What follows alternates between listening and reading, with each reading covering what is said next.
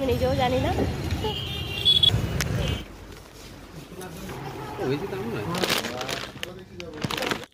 Hello everyone, তোমরা কেমন আছো? আশা করছি খুব ভালো আছো। নতুন ব্লগে তোমাদের আবারও অনেক অনেক স্বাগত।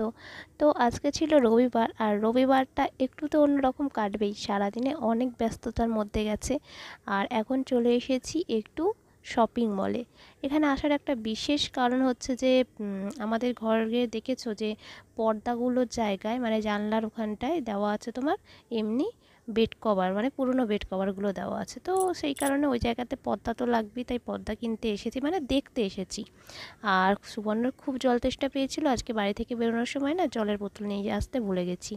আর পাশে একটা কল দেখে ওখান থেকে জল, মানে ওখান দিয়েই খেয়ে নিয়েছে।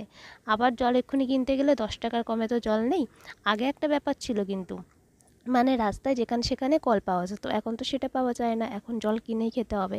তাই যখন কলটা দেখলাম, তো সেই কারণে ওখান থেকেই খেয়ে নিয়েছে।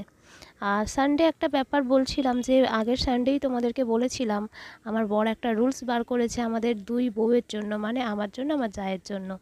রবিবার করে যেহেতু ছুটি থাকে, সবাই বাড়িতে থাকে, সেই কারণে সারা সপ্তাহ যেহেতু যেমন ইচ্ছে ড্রেস পরতে পারবো, কিন্তু রবিবারে যখন বাড়িতে থাকবো তখন যেমন ইচ্ছে ড্রেস পরা যাবে না, রবিবার করে শাড়ি পরতে হবে।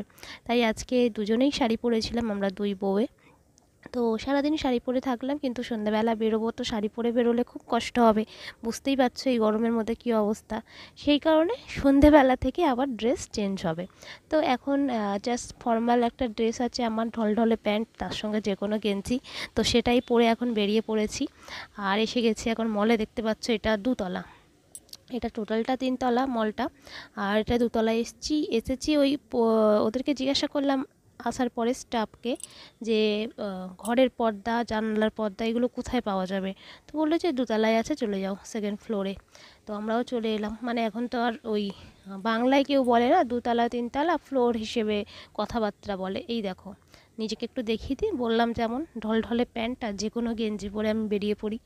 এই গরমে কী আর পরবো বলো তো। তো যাই হোক, যা কথা বলছিলাম, সেই আমরা সেকেন্ড ফ্লোরে চলে এলাম। এসে এখন পর্দা খুঁজছি, কোথায় পর্দা, পর্দা তুই কোথায়। কারণ এই গরমের মধ্যে মানে জানলাগুলো যদি খোলা থাকে, রোদ এত ঢুকছে না। আর ওই যে বেড কভারগুলো দেওয়া আছে সেইগুলো না খারাপ বেড কভার, পুরনো বেড কভার। সেই কারণে ওইগুলো অনেক জায়গায় ছেঁড়া, বারবার করে সেলাই করছি, বারবার করে ছিঁড়ে যাচ্ছে। তো পর্দা না হলেই নয় একেবারে। মানে ভাবছিলাম কিছুদিন পর কিনলেও হবে, কিন্তু ভাবলাম চলো একবার দেখে আসি, যদি মন মতো পেয়ে যাই একটু মানে অন্য কিছু না নিয়ে পর্দাটা এখন আপাতত নিয়ে নেব। তো এখানে দেখছি পর্দার সাথে যে সাইডে লাগায় না, ঘরের মানে দরজার সাইডগুলোতে পর্দার সঙ্গে ঝোলে, সেই জিনিসগুলো দেখলাম এখানটা খুব সুন্দর। সেগুলো সুতোর কাজ করা আছে, আর দামও খুব বেশি নয়, দেখছি 45 টাকা করে আছে। তো যদি পর্দা পেয়ে যাই পছন্দ মতো, তাহলে এই জিনিসগুলো একটা নিয়ে নেবো, আজকে না হলেও পরের সপ্তাহে এসে নিয়ে নেবো ভাবছি। আর তারপরে অনেকক্ষণ ধরে পর্দা খুঁজলাম। আমার পছন্দ হয়েছিল দুটো কালার, দুটো সুবর্ণর পছন্দ হয়েছিল, কিন্তু ওর ম্যাচে না তোমার দরজার পর্দা পেয়েছিলাম, জানালার পর্দা পাইনি। তো কী আর করা যাবে, তো সেই কারণে আর নেওয়াও হলো না। খেজুর কত করে দেবো? এইগুলো প্রত্যেকবারে নিয়ে যাই, আর প্রত্যেকবার কি হয়, তুমি নষ্ট করো, তুমি খাও না। আমি খাই না, আমিও খেতে ভালো লাগে না, কিন্তু তুমি তো খেতে পারো, তুমিও তো খাও না।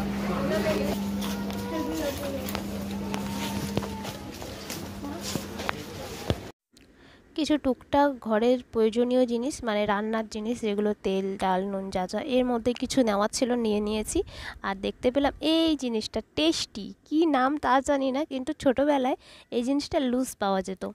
আর নাম আমি নিজে দিয়েছিলাম বাদাম চুরমুড়ে। তো সেই বাদাম চুরমুড়েটা এখন দেখতে পেয়ে আমার ভীষণই ইচ্ছে হচ্ছিলো ওটা নিই, কিন্তু বড় প্যাকেটের দাম অনেকটা থাকায় খুঁজছিলাম ছোটো প্যাকেট। তো ছোটো একটা প্যাকেট, তার দামও নিয়েছে 45 টাকা। আমি সিঁড়ি থেকে যখন নামছি তখন আমার বরকে বলছি, ফার্স্ট টাইম কিন্তু আমি এত দাম দিয়ে মানে কোনো চিপস টাইপ কিছু খাচ্ছি।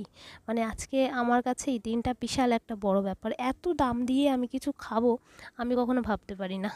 মানে যেই জিনিসটা আমরা 5 টাকায় 2 টাকায় কিনতাম, সেইটা আজকে খেতে গেলে আমাদের 45 টাকা খরচা করতে হচ্ছে। মানে সময় কোথা থেকে কোথায় চলে এসেছে, জিনিসের দাম কোথায় থেকে কোথায় চলে এসেছে। তো যাই হোক, যা যা নেওয়ার তো নিলাম। এবার আসতে হবে বিলিং কাউন্টারে। এই একটা ঝামেলা মলে আসলে না, খুব বিরক্তিকর। মানে 2-3টে লাইন দেখে দেখে শেষমেশ একটা একটু কম লাইন বলতে 3-4 জন ছিল। তো ওইখানটায় শুভকে বললাম ওখানটায় দাঁড়াও, বাকি আগেরগুলো এক একটা লাইনে 10-15 জন করে। তো এই দিকটা একটু ভেতরের দিকে এলে না একটু মানে মোটামুটি ফাঁকা পাওয়া যায়, সামনের দিকে সবাই বেশিরভাগ দাঁড়িয়ে পড়ে। তো আমি এসে দেখলাম যে ওখানে কম আছে, তো সুবর্ণকে ওখানে দাঁড় করালাম। তারপর যখন বিল হয়ে গেছে তখন একটা প্রবলেম ধরা পড়লো। এই যে সেই প্রবলেমটাকে আমি এখন হাতে করে নিয়ে যাচ্ছি। আসলে ব্যাপারটা হয়েছে, তোমাদেরকে শোনাই। সেটা যে ওই একটার সঙ্গে একটা ফ্রি দেয় না, সেই ব্যাপারটা ঘটেছিল। তো আমি ভাবলাম চলো দুটো জিনিসের দাম যখন একই, মানে নিয়েছিলাম পাস্তা। পাস্তা ছিল buy one get one free, সাথে ছিল সিমই। তো সেটাও ছিল buy one get one free, আর দুটোর দামই সেম সেম, 99 রুপিসই ছিল। তো নিলে 99 রুপিসে দুটো করে জিনিস পাবো, মানে একই জিনিস দুটো করে পাবো। তো আমরা ভাবলাম দুটো জিনিসের যখন একই রকম রেট, তাহলে দুটো আলাদা আলাদা প্যাকেট নিয়ে নিই, একটা পাস্তার নিয়ে নিই আর একটা সিমইয়ের নিয়ে নিই। এই ভেবেই নিয়ে গেছি, কিন্তু নিয়ে গিয়ে দেখলাম সেটা হলো না। সেই আমাকে দুটো পাস্তা না হলে দুটোই সিমই নিতে হবে। তো সিমই অতটা কে খাবে, দুটো জিনিস বাড়িতে খুব একটা পছন্দ করলেও মানে খেতে চায় না। নানা রকম পেটের প্রবলেম, নানাজনের নানা রকম প্রবলেম আছে, সেই কারণে খেতে চায় না। শেষমেশ ভাবলাম চলো পাস্তাটা টুকটাক টিফিনে বানিয়ে দিলে না একটু একটু খেয়ে নেয়। তো সেই কারণে ভাবলাম চলো সিমুইটা না চেঞ্জ করে পাস্তাটাই নিয়ে নিই। তো আরও এক প্যাকেট পাস্তা নিয়ে নিলাম। এই যে পেয়েছি, খুঁজে খুঁজে দেখলাম 99-এর পাস্তাটা পেলাম। আর একটা আছে 89-এর, খেয়াল করিনি, না হলে ছোটোটাই নিতাম, আগে প্রথম থেকেই ছোটোটাই নিতাম, 10 টাকা তো সেভ হতো। তো যাই হোক, যাই নিয়ে দেখি বিলিং কাউন্টারে কী অবস্থা। কিছু করতে হবে না, ওখানে শুভ বিল করে নিয়েছে, শুধু আমি পাস্তাটা চেঞ্জ করে এনে ব্যাগের মধ্যে ভরে নিলেই হয়ে যাবে। তো বাড়ি থেকে ব্যাগ নিয়েও এসেছিলাম। আর যেই ব্যাগটা এখন খুলছে, ওই ব্যাগটা সুবর্ণ স্টুডেন্ট গিয়েছিল পুরীতে, সেখান থেকে ওকে গিফট করেছে, মানে এনে দিয়েছে ওকে। খুব সুন্দর ব্যাগটা। তো ওর মধ্যেই জিনিসগুলোকে ভরে নিলাম, ভরে নিয়ে এখন চলো বাড়ির দিকে যাওয়া হবে। এসি থেকে বেরোলে একটাই গান মনে পড়ছে,